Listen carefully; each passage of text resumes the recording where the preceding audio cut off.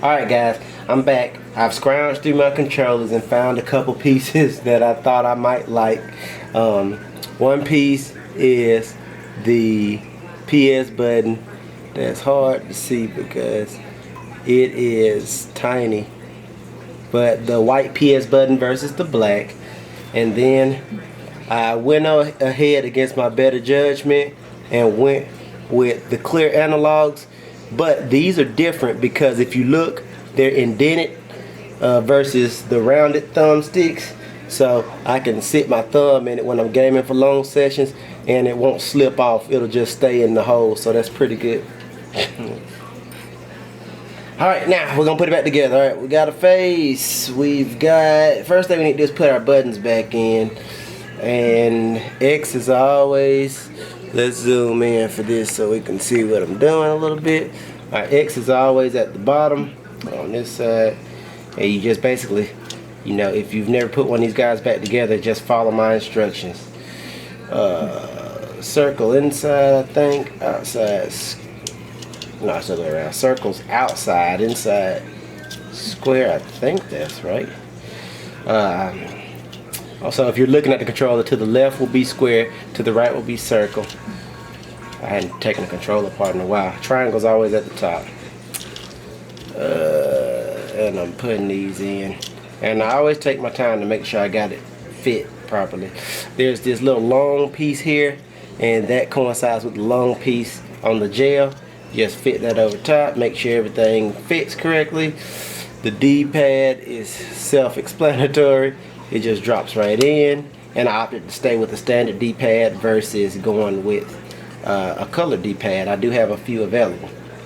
Now that I've got this in, I'm going to drop the PS button in, and I've got the PS button. It drops right in, no problem there. I'm going to drop the PS button.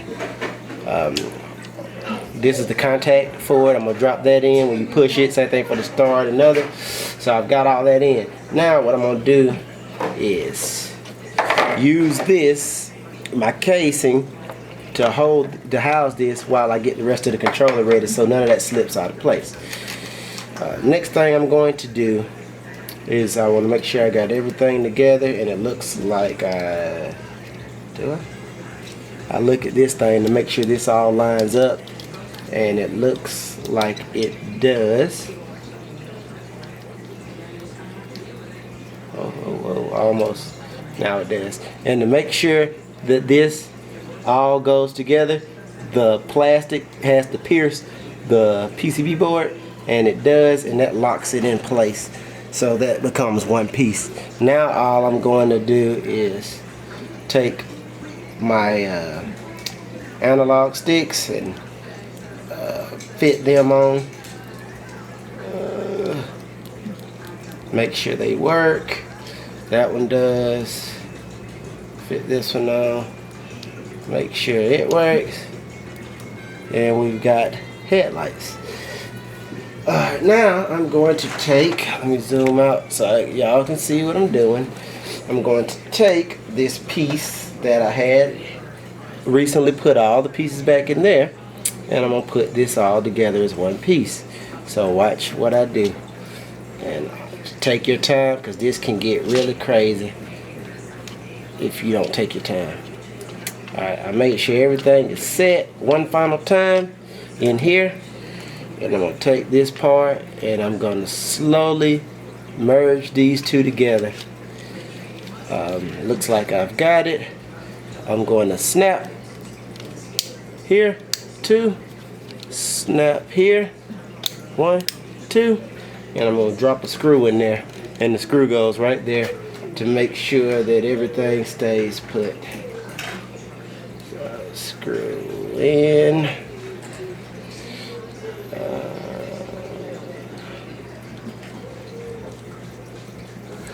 Alright.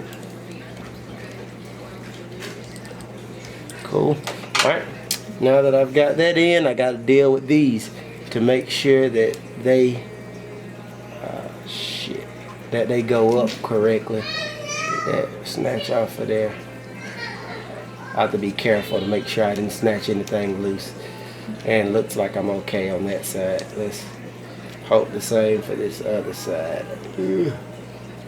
This is a pain in the ass because you really should probably seat these before you lock these in, but I've done this so many times.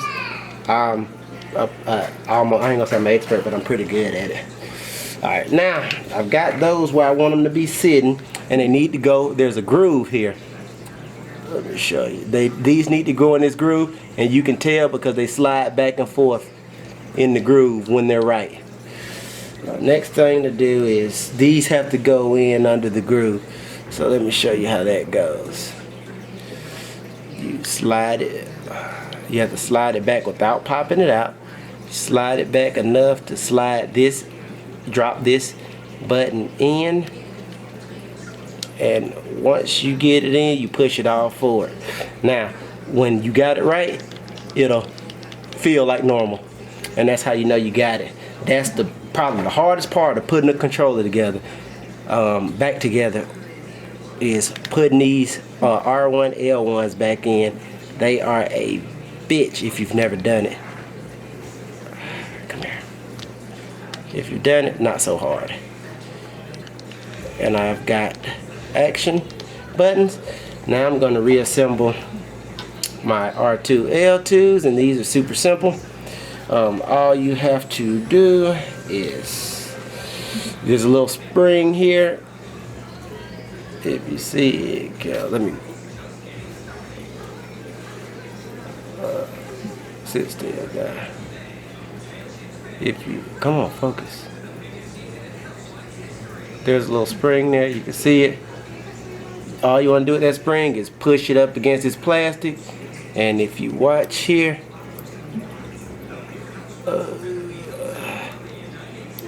if you watch here up top, it just snaps in those little teeth. Perfect. We'll do the same thing on the other side. We want to hit those teeth. Snap, snap. Alright. So we've got a good fit all the way around. Only thing left to do to this controller is to put the battery in. The battery goes in point up, that little point right here, and it slides right into the groove. It's pretty self-explanatory. If you look at the groove there, you almost can't screw this up. You could, but you got to be a pretty substantial effort. And all you do, I like to sit it down so I can grip the battery on top. I got to position it correctly. And once you get it lined up, just push it straight in. And I will sometimes take my screwdriver on my battery. Don't touch the contacts, just the rubber or the plastic. And I'll touch the plastic and make sure my battery is secured. I know it is. These 2 points, 1, 2. I'm gonna slide the battery in there and snap it in. Battery snapped in.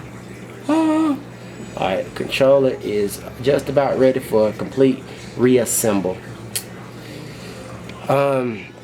Before I put the top back on, let me say one thing. I did not take out my indicator lights because I didn't mod them. I never mod them. I think it's a waste of time. Some people disagree with me on that. But those LEDs are so small, you can get in there and do it. I've done it for folks, but I just think it's such a waste of time, and it doesn't really add any value, in my opinion. But all you gotta do is pop that display out, and if you pop it out, it's good to go. And you can go in there and mod it however you see fit on the PCB board right here. And it's on the front side of the board at the top. All you do now is you slide this over. Oh, get down, get down. And just take your time. Don't jam it in there and say, hey, work. Take your time, get it over, get it set, position everything where you need it to go, and if it pops into place, you're in good shape. And just take your time and massage it. I don't have any screws in this controller. You heard all that snapping. It's together. We got everything's working. And I'm just going through making sure everything works and feels good. Now I'm going to go through and put the controls back in. I'll show you what it looks like from the front with the tweaks versus what it looked like. Well, that's pretty much it, guys. I mean, it's super simple to take them apart and stuff. I know some of you have broke them in the past, and I know some of you have been like, Itchy, why don't you show us the whole deal with how you take it apart and put it back together. So I really wanted to get this video together for you so you could see the whole, or it's really not a teardown video, it's more of a disassemble, reassemble. But I wanted you to kind of get an opportunity to see it on the controller that brand new that I just bought. And good news is that they hadn't changed any guts. I hadn't bought a controller in about a month, so they do change the guts, but they seem to be sticking with this current style. The only difference was the battery had the little holders in it. And also, just a friendly warning, that will vary depending on where you get the controller from, the guts. You know, you may go to some store that's got a first generation PS3 controller. So just because you buy it new doesn't mean it's going to have the most current tech inside of it, because they could have had like some holdover controllers or something. I've done that too. Alright, we've got a battery in, we've got everything in. The only other thing I'm going to do is add my extended triggers, and those just snap on. Booyah. So there we go. I didn't change much, so it's pretty cool.